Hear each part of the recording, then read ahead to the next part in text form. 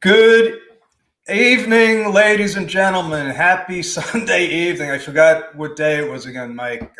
This is Joe DeChara coming to you live from downtown Flushing, New York. And today I get to present you with one of my friends, one of my chief mentors without knowing it. He's on my advisory board and he doesn't know it because I probably have to pay him if he knew that. But I've been watching him. I've been stalking him for like 8 years now.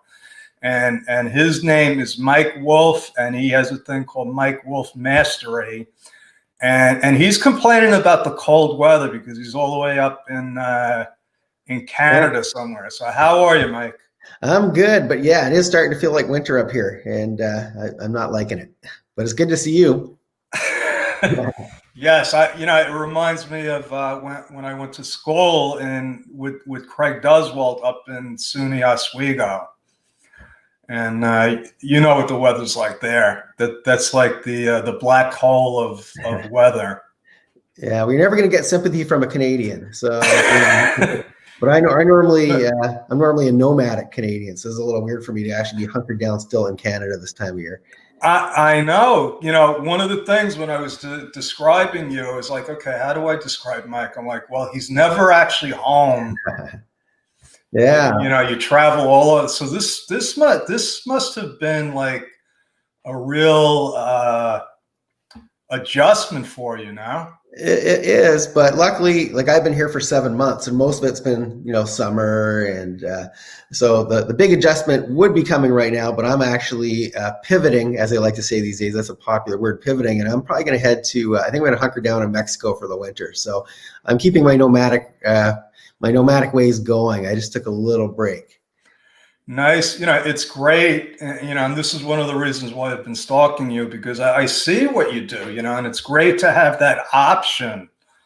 But it doesn't happen overnight, right? You didn't get to where you can live like this, like in a couple of weeks, did you? I wish. Yeah. Like if we had this conversation 15 years ago, I was like a workaholic back then. And so luckily I figured out, like back then, my daughter was young, and, I was working so hard. I remember a lot of days I'd leave home, it would be dark outside. I'd come home, it would be dark outside again, and I'd miss the whole day with my daughter. And so I knew something had to change. And so I figured out how to go from workaholic to playaholic. And until COVID decided to rear its ugly head, I was pretty much full-time playaholic. But now we're going a little stir crazy. So we're heading back to playaholic mode here very, very shortly. And there's no coincidences. I say this all the time. Tomorrow night, I'm going to be going through Kara Cross-White Brendel. I hope I said that right. She wrote a book called From Workaholic to Well Balanced. Nice. And, she did a training in my mastermind. So I know exactly what you're talking about. And so let me just introduce, what you actually are. I'm kidding with you, Mike Wolf Mastery, but you are a well-seasoned expert entrepreneur. Okay. You have business, I guess, all over the world. I mean, and you've reached this level, and I tell people there is no there. We always want to get there, then I'll be successful. Well, I think you are there. Well, for me, it's still a journey, though. I'm definitely in a much better position than I used to be. But I think it's a journey. I still think there's always another level. And things will change over time. Like right now, my goal isn't to necessarily make my businesses bigger. My goal is more, based around, hey, I want to fill up my grandkids' passports, for example. So we're all on a journey, and there's always that next step. It doesn't always have to be, hey, I've got to scale my business. It doesn't have to be, I've got to make more money. Can be, but that doesn't have to be. And so we're all on a journey. And I don't think there's ever a point where you should wake up and say, hey, I've made it to the finish line. Because there is no, to me, you hit the finish line, you should make a new finish line, because otherwise you got nothing to even wake up for in the morning. What's the point? I love that. I love the way that you think. And also, there's been a lot of debate in the masterminds that I've been in about what is success, what's the definition of success. And it's becoming less and less about how much money you have, I think. Well, I think money is important, and a lot of people like to downplay it, especially if they don't have a lot of it. And I've been really broke, and I've been on both sides of the spectrum, and I can tell you that there, if you do things properly, there's a lot more freedom having more resources, obviously. But I think where people get lost is sometimes they get so caught up in chasing the money that they build this big monster of a business, and it takes over their entire life. And yeah, well, I can speak for myself. There was a point where my bank account was very, very full, but I wasn't fulfilled. I wasn't happy. My relationships were all falling apart. I wasn't really focusing on my health, and so to me, having a lot of money but not having your health, and not having your not spending time with your family and your friends, and to me, that's like, I don't think that's why we should get into business. I think we should get into business to create freedom for ourselves. And but we sometimes lose track of that. We get just so caught up in the money part. So I think money is very important. So I would never say to somebody, "Oh, don't worry about the money. As long as you got your health, you're going to be great." Well, if you're healthy and you're broke and living on the streets, that's probably not going to be the best lifestyle. So you have to have that. I think it's all about balance and figuring out what makes you happy, what makes you fulfilled. And once you get the money part dialed in, like I'm a big fan of creating passive income, doing something one time, getting paid for it over and over and over again. So for me, I own rental properties. I own quite a few of them. Other people collect my rent for me. I don't deal with that. I don't deal with tenants, but the money shows up in my bank account at the end of every month. So I have money coming in, but I have the freedom at the same time to hang out with my grandkids, to travel, to do volunteer work, which I find very fulfilling. So it's all a matter of creating, figure out what lights you up, what makes you happy, and then getting the money on autopilot so you're not spending your whole time, because it's so easy to get caught up in that. I love that formula. And when I do my PowerPoint, I have this thing that I try to make business simple, fun, and profitable. Because it's a lot easier to make money when you're having fun, right? Oh, for sure. The money comes in effortlessly when you love what you're doing, and you never feel like you're working. But the other thing, I've got to caution you on, is back when I was a workaholic, I was actually enjoying, because I love what I do, I was enjoying putting in the 12, 13, 14 hours a day. And it took a while before it clicked in that, hey, I'm like, all these other things around me, my bank account's looking good, but everything else around me is falling apart. And sometimes you need a little bit of a scare to realize, okay, like, I haven't really been paying attention to my health. Okay, I've got the money part dialed in, but I'm starting to get I'm not getting any healthier. And so, or my relationships are starting to fall apart. So sometimes you're going to get wake up calls along the way, but you can be totally happy being a workaholic and absolutely passionate about what you do, like I was. But sometimes you need a wake up call to realize, hey, we need to change something here, or we're just heading on a really bad path. Yeah. So, and my friend Eric Reed is watching. He wrote, "Success is the number of hours I smile in the day." Yep, absolutely. And, I agree with you. And in my position as an accountant, I've been on the inside of what people really have and how happy or how miserable they are. And I saw early on, I'm like, here's a guy with $10 million. His kids can't stand him. He's miserable. Like, I want the 10 million, but I don't want to be miserable. Yeah, and it doesn't have to be a package deal. You could absolutely have 10 million and be extremely happy, but it's all, once you get the financial freedom, well, now you got to make sure you have your time freedom, your health freedom, like all the other things have to be, working in unison. But, I know people that are very, very wealthy that are miserable. I know people are very, very wealthy that are happy. And most of them will tell you it's not the money that's making them happy. It's what they're doing besides making the money that's making them happy. Even though they may be passionate about what they do, if that's all they're doing, if they're just focused on their business 24/7, those are not normally the happy ones, because your business can totally turn to a big monster and get away from you. And then you can't escape unless you start to make some changes. That's what the rest of your life is going to look like. If you suddenly get sick and your business can't run without you, you're in really big trouble. Everything's going to come crumbling down. So you have to have the right foundation too. Yeah. So on the rich thing, and I believe Eric will agree with me on this, because we both subscribe to the science of getting rich, which Wallace Waddle says, we're all supposed to be rich. Okay. So let's, let's all try to make as much money as we can, because that's what we're supposed to do. right? That's what I believe. But what I'd like to get into, which is important to me, because you described it, I'm picturing like a tornado. Like you start this tornado, your business, and then all of a sudden, you wake up one day and you're like, you know, where am I? And it goes by fast. And, I didn't want that to happen. So when Kara started talking about these stages, I totally thought that this is like what Mike Wolf talks about.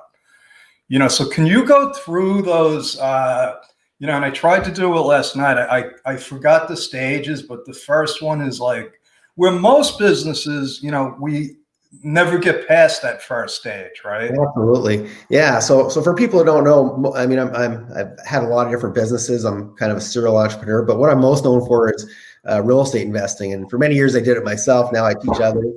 But the first stage is solopreneur. And, most of us, most entrepreneurs, if not almost every entrepreneur I know, we're control freaks. And so we have a really hard time trusting other people. And it's no wonder, because if you're an entrepreneur and you put something out in this world, you put a product, you put a service, you build something, this is your baby. This isn't just some, random thing. This is your baby that you're putting out there. And you're not going to let just anybody touch your baby. So a lot of us get stuck in that very first phase, and we just try to do everything ourselves. I was definitely guilty of that. And so I was running around collecting my own rent, trying to pretend I knew how to fix properties, which I don't, chasing after contractors and finding deals and raising money. I mean, I did every single piece in my business. And then I, as you know, I'm Canadian. And so I started off my real estate business very close to home in Calgary, Canada. And then a good friend of mine, he moved to Las Vegas. And so I thought, hey, I got a free place to stay in Vegas. So once or twice a month, I'd go fly down to Vegas and go visit him. But I have a very different addiction than most people that go to Vegas. Most people go there for the gambling and the drinking. When I was there, especially back in those days, I could not drive past an open house. That's what I did. So I would go to these properties, and every time I go to Vegas, the prices kept going up and up and up and up and up. And I go, why? I've got to get in on this. I didn't have any idea as a Canadian how to invest in the U.S., like in terms of dealing with the taxes and all the stuff that you're an expert at. I didn't know you back then. I could have definitely used your help. I didn't know how do I move my money back and forth. How do I convert the currency? But anyway, I just saw this amazing opportunity, and so I started buying properties in Las Vegas.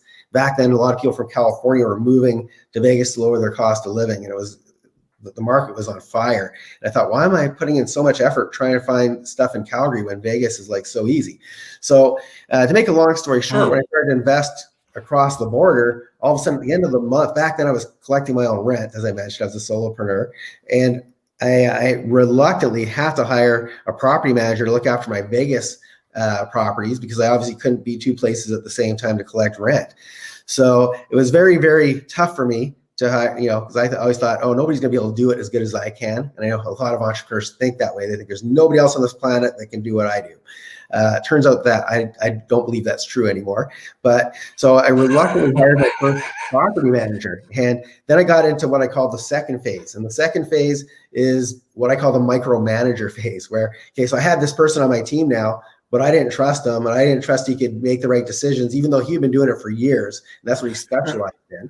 Okay, let me stop you there, because this is the crucial point where I think 99.9% of the business, the ones that have, gone through the gauntlet, Mike, you know what I'm talking about. Oh yeah, absolutely. Like they're doing this 3 years, they got it down, they're making money, they own a really good job, right? Yeah, that's exactly what they own. How, is there, so what was it? You just didn't have a choice, I guess. I had no choice. If I had a choice, if I would not have started investing in any other city, I would have continued doing it exactly how I was doing it. Wow. And because it gave me a sense that I had control, I thought I had the best, what I used to do back in those days, because I was managing my own properties, I picked my own tenants, and I thought, well, if you become friends with the tenants, of course they're going to pay you. And that is the worst thing ever. Because once once I get friendly with you, it's like, hey, Mike, I don't get paid till Friday. Can you hold off a few days? Yeah, no problem, no problem. And then Friday would come, it would be payday. Oh, I got in a car accident or my car broke down. Can you wait a couple of weeks? Sure, no problem. And so I wasn't treating it like a business. I was treating it like a friendship.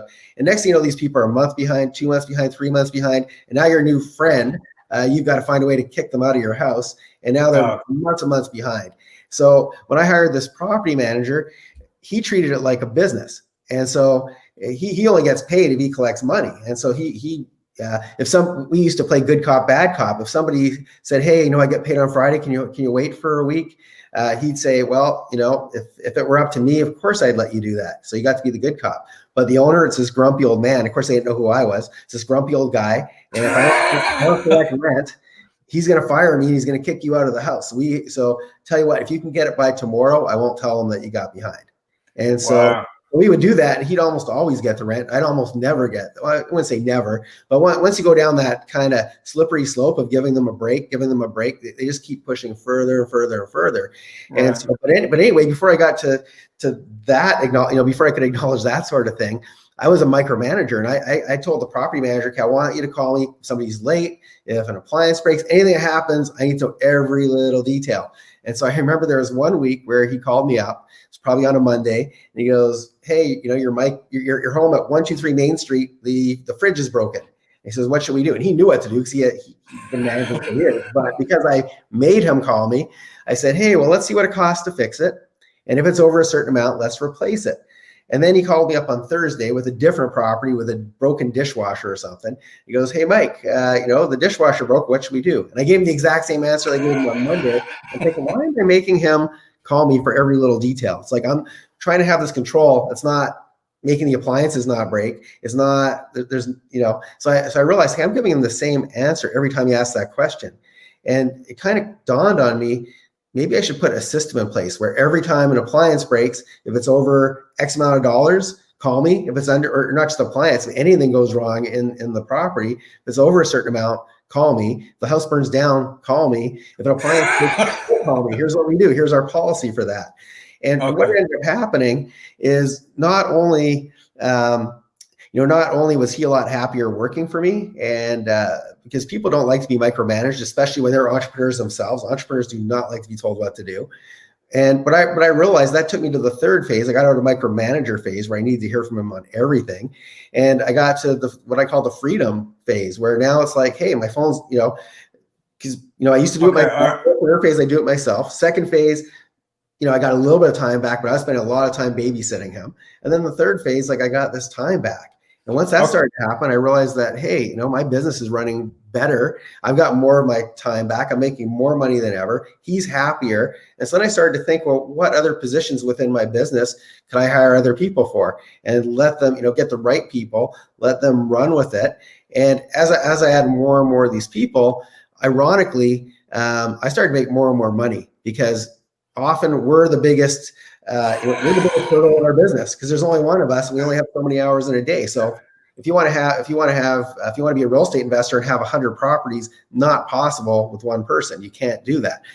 Imagine Steve Jobs, if he said, oh, nobody knows about Apple like I do. Nobody else can represent Apple computers. We're no stores, no employees. I'm just going to do this myself. You might sell 5 computers in a year, but Apple wouldn't be what it is today. So you got to give up the reins. I think Steve tried that in their garage. One of the movies, I remember there was like 5 of them. They just couldn't produce enough boards. Yeah. So they realized it. So let me go back again a second because there's another teaching opportunity here. You talk about that control. Isn't it like it's an illusion of control? That's exactly it. You only feel like you're not really in control. And you make the point, what you probably did was you belittled your employee because, you're sort of saying like, I don't trust you with this, little decision. Absolutely. And the funny thing is people say, well, how do you get good people? Well, a lot of these people have, he was way better at property management the day that I hired him than I was by far. I just had this illusion that I was a better property manager because I thought, well, if I'm friendly with him, no friend's going to rip you off, right? And that was the stupidest thing ever. So Yeah. you need to treat this stuff like a business, and you need to have people that have the right. I mean, he already had systems in place. I just didn't let him use his systems. And now I know that when I bring the right people, often they've already got awesome systems in place. And I often joke, but it's not really a joke, that the more I work, the less I make. Like people say, well, don't you ever? So as you know, I sell turnkey revenue properties in Atlanta, Georgia. And people say, well, don't you ever go? And they go, well, you're never in Atlanta. How do you do that? I go, because every time I go to Atlanta, I slow down the whole process. These people don't need to hear from me. They're better at what they do than I am. So who am I to go tell them how to? It's like if I came to your office and said, well, I know you're doing my taxes now, but I want you to do it this way. Here's how you should do it. Who am I to tell you how to do taxes? That's your area of expertise, right?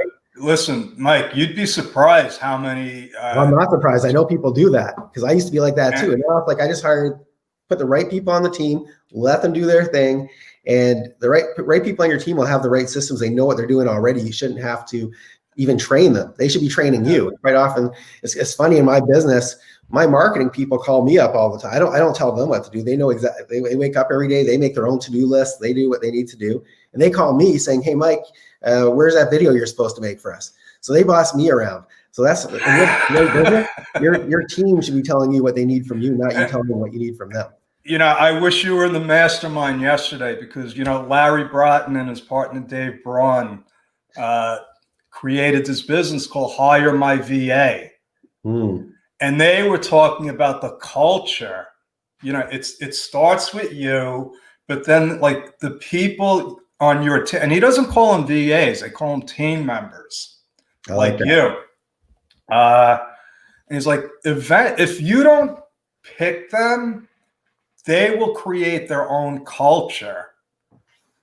But what you're talking about, and it's just what Larry and Dave tried to create. They created like a course on how to pick the right people.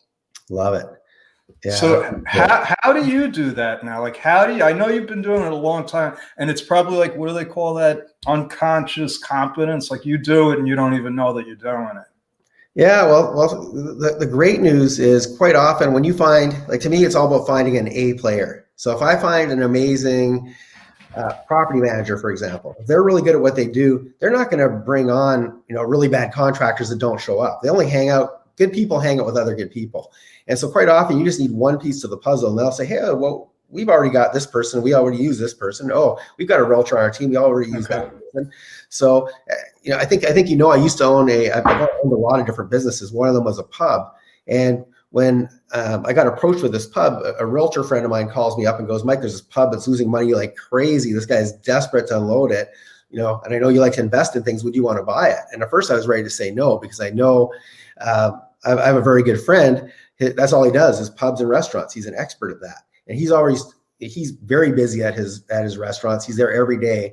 And I said, why do you go to your business every day? Why don't you hire teams? He goes, and in his mind, and this is actually true though, in that industry, if the biggest threat to a restaurant owner is employee theft. And so if you're not there, if somebody that you trust a lot isn't there, food and drink are going to go missing out the back door. People are going to pour drinks for their friends for free. And so I thought, oh, that sounds like a nightmare. So this opportunity first came across my desk. I was ready to say no. And then I thought, well, my buddy's an expert at pubs. So him and I went into this pub, and we sat down, and we didn't tell the owner we were thinking of buying it. Sat down, ordered a drink. The owner had laid off all his staff because he couldn't afford them. This thing was bleeding money like crazy. So he was a one-man show. And so he went behind the bar, brought us our drinks. We ordered a pizza. He went into the kitchen to make a pizza. We're the only two people in this restaurant. It's like dinner time. We're the only two people in this pub. And while he goes to the kitchen, somebody walks in. They sit down at the bar, and they're waiting and waiting and waiting. Eventually they walk out. And so to make a long story short, instead of saying no to this opportunity, I brought my buddy who's an expert, already has his own systems for taking restaurants, turning them around. I said, hey, this guy doesn't know what he's doing. He doesn't know how to run this pub. What do you say you and I buy it? We'll do a joint venture. I'll put up the money. And you're going to come in. You like hanging out in your restaurants all day, so you're going to go do the work. And so I still to this day don't know anything about pubs. We owned it for a year and a half. He went in there every day. We signed a contract saying, hey, I'm not, if a server doesn't show up, don't call me. I'm not available. I'm putting it I'm putting up all the money. This is my role in this business, and you're not going to have to put any money into this. But you're going to put your time. And he was great with that because he loved it. That was his passion. And for me, I was happy because I was making my money work for me and not taking up any of my time. And the moral of the story is I got into an industry where I know nothing. The person before me, that was his dream to open this pub. That was his dream, and he failed at it. I don't know the first thing about pubs, but because I brought somebody in who already had the know-how, the systems, he knew how to run this thing. And a year and a half later, we sold it for a lot more than what we paid for it. Plus, he made it along the way. We made it successful, so it was bringing in cash flow. And the moral of the story is, my buddy and I, we would do this again. If we found another pub that was a great deal, we would do this all over again. We're still friends. A lot of people get into business together, they partner up, and they're not friends when all is said and done because things start to go wrong. So the reason I tell you this story though is I still couldn't run a pub on my own, not even close. But bring in the right people on your team, and you could go into any business. You don't even have to have any. You can do whatever you want as long as you have the right people. And so that's how much I implicitly trust the people that I put in different positions. And quite often they're already experts of what they do, and it's not for me to teach them because I don't even know how to teach them. And so, so a lot of people make it more complicated than it has to be. But there's people already out there that are experts in the things that you need done or that you want to do. Bring them on board, make it worth their while, and the rest of it will hopefully fall into place for you. Yeah, and there's ways, and Larry and Dave put them into the course so that like you could test people, and they had it like with VAs, but you could do it with partners. You just give them this is what I think, and you don't give people a whole project, right? You just give them, and then you try to see if they're a good fit for you, right? Absolutely, and it's not as tough as it sounds, but people always say, "Oh, I can't find good people." Maybe it's because you're being a little bit too particular with who gets to hold your baby. Maybe that's what the problem is. Not always, because there's definitely not everybody has a good work ethic. That's for sure. Right. But we live in the best age ever in terms of being able to research things online and get reviews of people. And nowadays I can't even imagine. If I were to buy any business now, if I were to start from scratch, I would never put myself into I do exactly what I do with that pub. I'd have my money working for me. I'd have the vision and say, hey, I can see how this might work. And then I bring in an expert, let them do their magic and do the thing that they're passionate about and let them run with it. And so within my different businesses, I have people that they know how to do things I don't have a clue how to do and don't want to know how to do. I don't need to know how. So now it's quite the opposite of being a solopreneur. Now it's where, I'm bringing in, I've been in businesses that I have no knowledge. Like I owned a tomato sauce company. Anybody who knows me knows I don't know. I can only make popcorn if there's a popcorn setting on the microwave. I can't cook. So, but you can absolutely make businesses successful, even if you have very little knowledge in that industry, if you have the right people. Okay, so that's, we're almost out of time. I like to keep these, we could go on all day. I could talk to you for hours, but this is a good segue into what I think you can offer people, because it's what you're offering me basically. So I'm an entrepreneur. I've been looking, passive income. How do I get into this? And, the real estate was always on my radar. And I said, once I hit 60, I'm in, and I'm 60 now, Mike. June 22nd. Big birthday. I was just like, this is when I made a commitment to start studying, and that's what I'm going to do, Mike. I'm going to study this. I'm going to learn from you the nuts and bolts so that I can be like you. Uh-oh. How does that? Well, now you won't have to talk to me because you'll be me. So that's even better.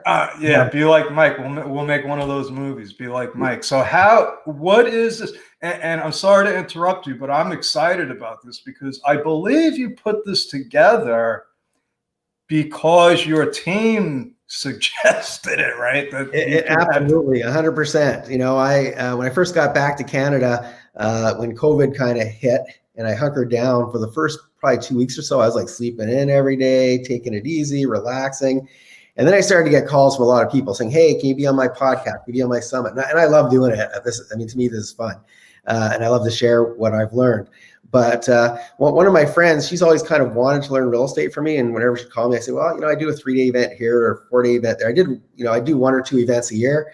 spend my 4 days teaching, and then I go hop on a flight and I go somewhere hot and lie on a beach because that's the lifestyle that I love.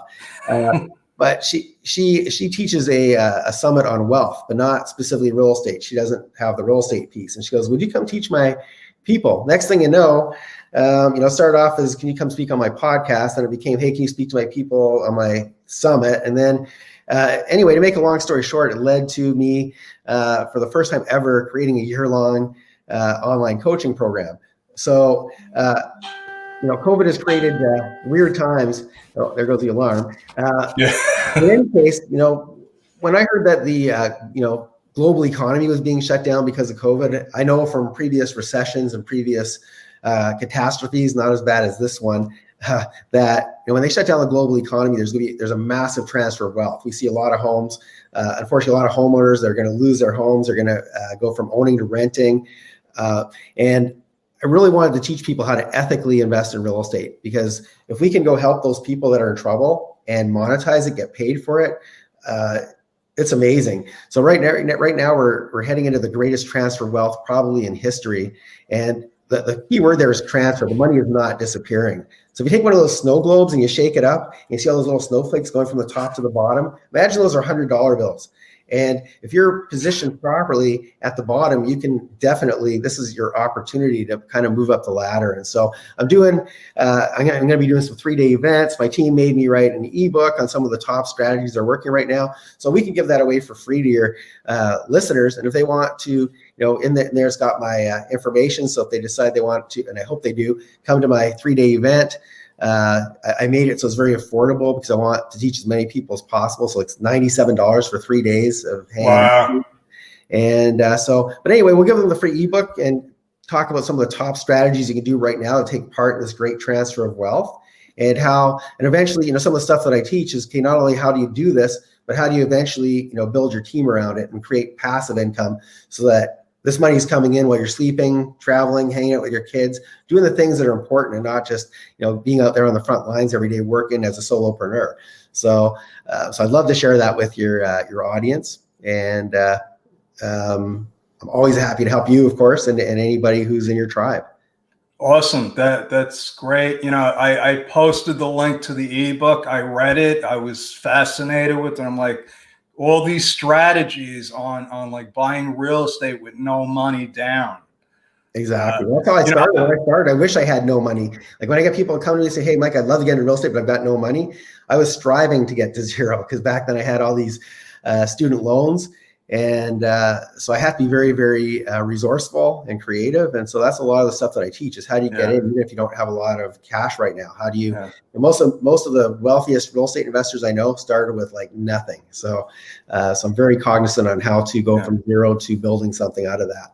Yeah. And it's not necessarily that that's going to be my strategy, but it's a strategy. Because I know if you do have money, I mean, it's unlimited. But the fact that, and I believe that's what this country was about. I don't want to be corny or anything, but it's like anybody with the knowledge, the persistence, the tenacity, they could start with no money and make money. I've seen it happen. Absolutely. It's huge. And that's why we see so many immigrants come from other countries, and they just come with a different mindset that, like, they're coming with no, basically just the clothes on their back in a lot of cases, and they need to make something work. And here we're kind of a little bit spoiled in that, okay, well, we've got time because we're comfortable. But I think if you take the time, especially right now, during COVID has given a lot of us extra time and extra bandwidth that we normally don't have, which is why I created, programs this year that, I never would have done if it weren't for COVID. But if you take this time and use it wisely and educate yourself, you can absolutely, one, have a really big impact, and two, make a lot of money doing it. And now's the time. So if anybody's thinking of, getting into real estate, which everybody actually should, you can vouch for this, that, if you own real estate, you can bring down your taxable income. And that's what, a lot of the richest people on the planet, you look at Warren Buffett, he didn't initially make his money in real estate. His accountants told him, hey, you're making a lot of money. If you want to pay less tax, start buying some real estate. You can depreciate it. So I know that you get that.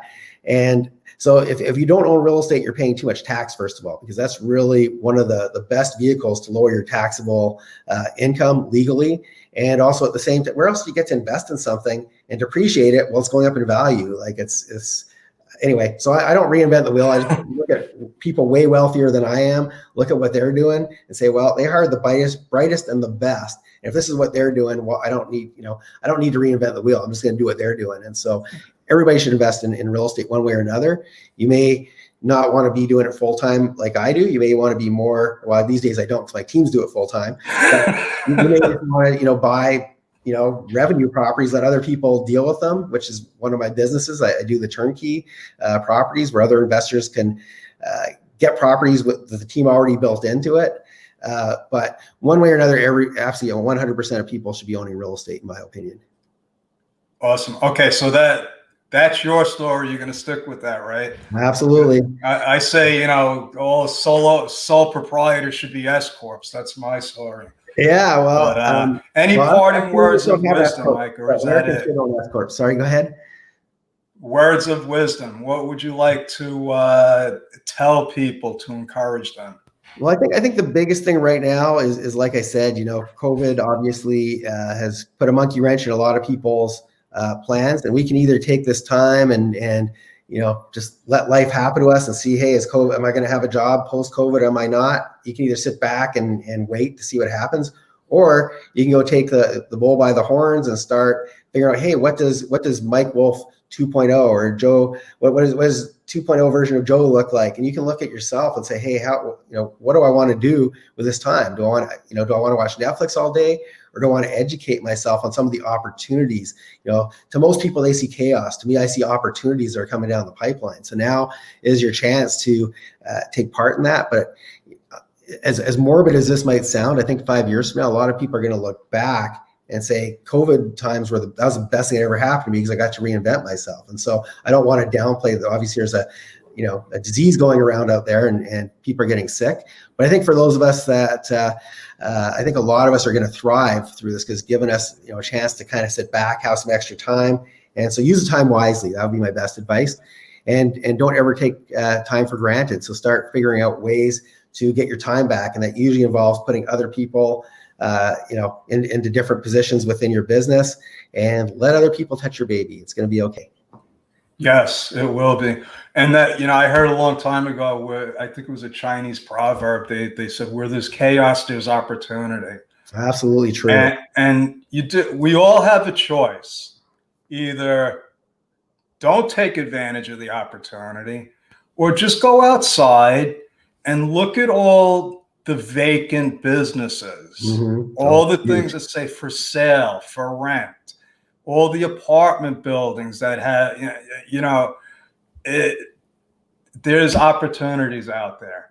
And thank you for bringing that out, Mike. Thank you for your time. Well, thanks for having me. And yeah, can't wait. October 31st, you're going to be doing this in the mastermind group. So that's going to be fun. I'm looking forward to that. Looking forward to it.